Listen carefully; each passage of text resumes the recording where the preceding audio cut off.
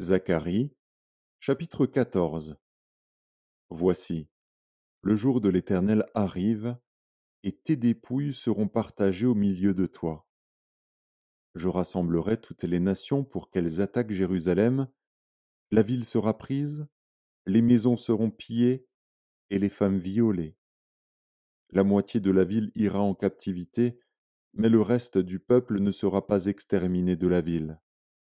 L'Éternel paraîtra, et il combattra ces nations, comme il combat au jour de la bataille. Ses pieds se poseront en ce jour sur la montagne des Oliviers, qui est vis-à-vis de Jérusalem, du côté de l'Orient. La montagne des Oliviers se fendra par le milieu, à l'Orient et à l'Occident, et il se formera une très grande vallée. Une moitié de la montagne reculera vers le septentrion, et une moitié vers le midi. Vous fuirez alors dans la vallée de mes montagnes, car la vallée des montagnes s'étendra jusqu'à Hatsel. Vous fuirez comme vous avez fui devant le tremblement de terre au temps d'Osias, roi de Juda. Et l'Éternel, mon Dieu, viendra, et tous ses saints avec lui. En ce jour-là, il n'y aura point de lumière, il y aura du froid et de la glace. Ce sera un jour unique, connu de l'Éternel, et qui ne sera ni jour ni nuit. Mais vers le soir la lumière paraîtra.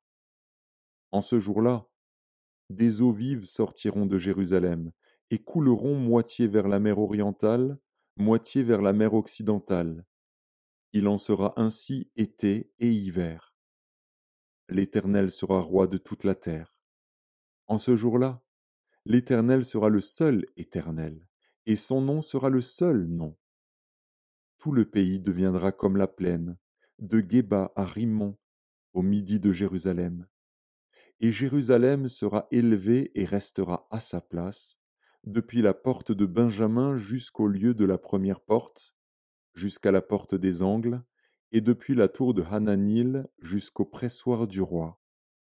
On habitera dans son sein, et il n'y aura plus d'interdit. Jérusalem sera en sécurité. Voici la plaie dont l'Éternel frappera tous les peuples qui auront combattu contre Jérusalem. Leur chair tombera en pourriture tandis qu'ils seront sur leurs pieds, leurs yeux tomberont en pourriture dans leurs orbites, et leur langue tombera en pourriture dans leur bouche. En ce jour-là, l'Éternel produira un grand trouble parmi eux. L'un saisira la main de l'autre, et ils lèveront la main les uns sur les autres. Juda combattra aussi dans Jérusalem, et l'on amassera les richesses de toutes les nations d'alentour, l'or, l'argent et des vêtements en très grand nombre. La plaie frappera de même les chevaux, les mulets, les chameaux, les ânes, et toutes les bêtes qui seront dans ces camps. Cette plaie sera semblable à l'autre. Tous ceux qui resteront de toutes les nations venues contre Jérusalem monteront chaque année pour se prosterner devant le roi, l'Éternel des armées, et pour célébrer la fête des tabernacles. S'il y a des familles de la terre qui ne montent pas à Jérusalem pour se prosterner devant le roi, l'Éternel des armées, la pluie ne tombera pas sur elles. Si la famille d'Égypte ne monte pas, si elle ne vient pas, la pluie ne tombera pas sur elle. Elle sera frappée de la plaie dont l'Éternel frappera les nations qui ne monteront pas pour célébrer la fête des tabernacles.